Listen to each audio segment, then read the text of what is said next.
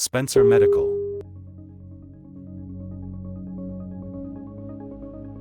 Kolaps srdca zabije na Slovensku a v Českej republike 45 ľudí denne. To sú 2 osoby každú hodinu.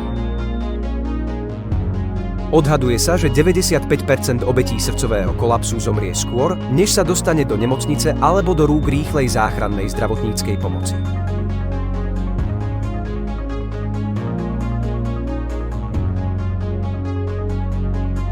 Pritom až 75% z nich by mohlo prežiť, keby ich záchrancovia boli schopní včas a vhodne reagovať.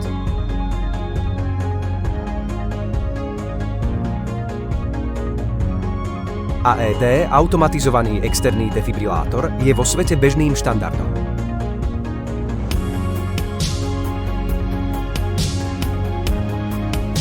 Pridajte sa k firmám, ktoré dokážu poskytnúť okamžitú pomoc pri kolapse srdca pomocou AED defibrilátora.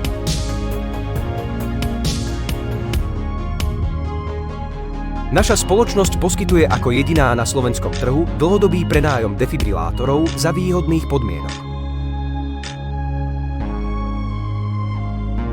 Život je tá najvzácnejšia hodnota.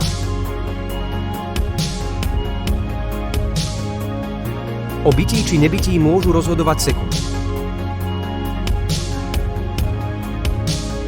Spencer Medical.